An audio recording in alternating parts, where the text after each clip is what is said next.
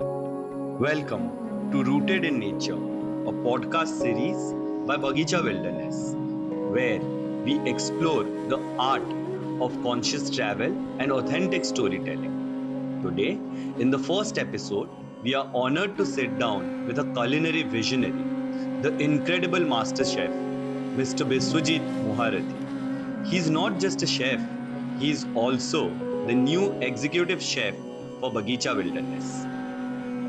In this episode, Chef Moharathi shares the rich tapestry of his memories and the philosophy that guides his cooking. Get ready to be inspired by a new kind of forest to plate dining. This is Chef Biswajit, born and raised in Odisha. I carry the essence of my land in every dish I create. For me, cooking is not just about the taste. It's about the conversation with the nature, the reviving of the lost ingredients, and the story behind each dish. I not only represent the traditional recipes, but I also give a modern take to the age-old recipes. And with each take of those recipes, I'm deeply rooted to the sustainability, to the stories, and to the authenticity of that dish. The part of Bagicha feels like coming home. A space where nature, tradition, soul, and stories come together. For me, food is not just any meal. It's all about feelings, memories, and an experience of a lifetime. And here at Bagicha, I hope to serve not just a dish, but that heartfelt connection with every flavor on that plate.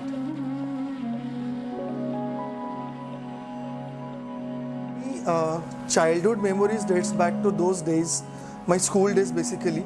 So where my grandmother or my mother used to feed me in Odisha week or a Bengali, because my mom is Bengali. So we used to have this doodh bhat. So it's basically boiled rice with some warm milk and a little bit of sugar in it, and some crisp potato bhaji. In Odia we call it aloo bhaja. So I can remember those memories going back to those days, my school days basically, where this was the sole food which I had.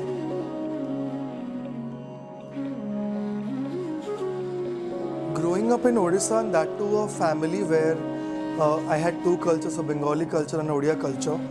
So I was exposed to ingredients like I cannot name it, I cannot count those ingredients. But yes, if I go to the flavors, that definitely changed my thinking, my palate. I can, one such dish is, for example, we can say the besora. Any besora in Odisha we do.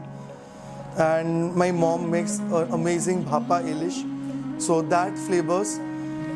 So I have grown to both the cuisines and both the flavors of both the states. So yes, both of them have contributed a lot to my palates and the understanding of ingredients and flavors. The question comes, who is your favorite cook or a favorite chef or the one who inspired you the most? So hands down it is my grandmother, my Nani Ma, or in Bengali we used to call Didi Ma. So she was a super chef.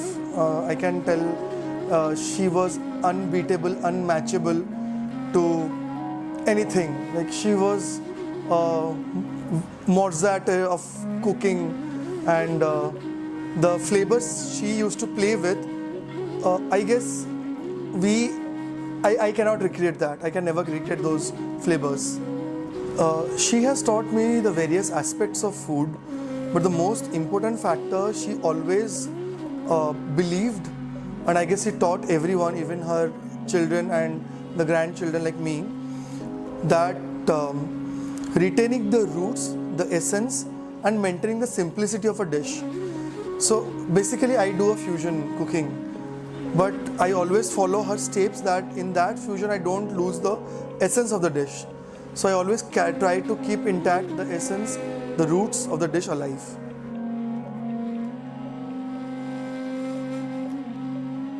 So when it comes to conceptualizing a dish and given a chance or given an opportunity to choose between nature, culture and memory, so any one factor cannot decide a dish.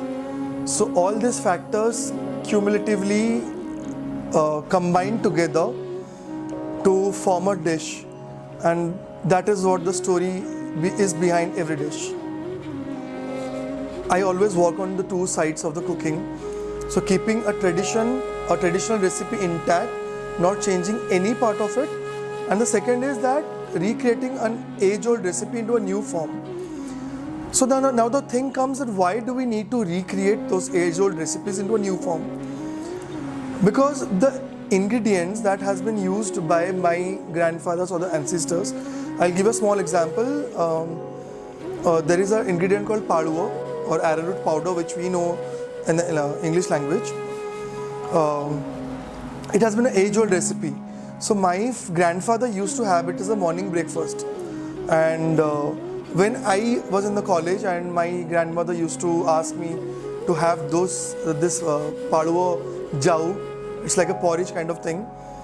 So I was very reluctant. So I was like, no, I don't want to have so tacky kind of an age-old recipes. And the same thing goes with the younger generation that are coming up. As because I went within the food line, I understand the benefits, the scientific part of it. So I understand the value of those ingredients of the recipes. But for the younger generations, they don't understand it. So for them, every food, every dish, every plate needs to be social media worthy so that they can post it and gain likes and views.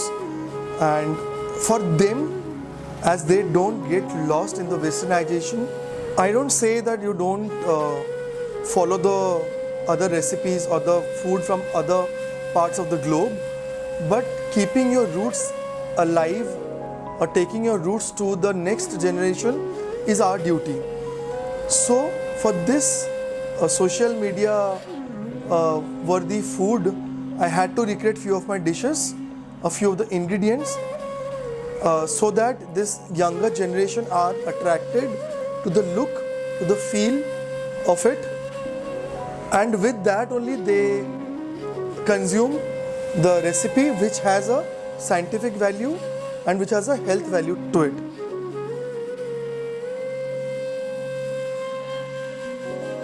My food, when it comes to creating my food or my recipes, I always believe that a food should not be just a plate of dish or just any random food on a plate, but it should be about an experience.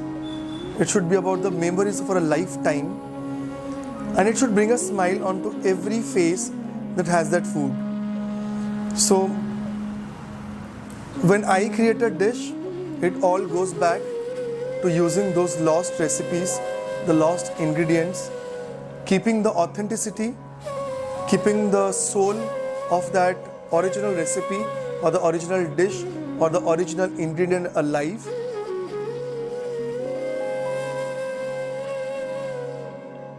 So I want people to remember me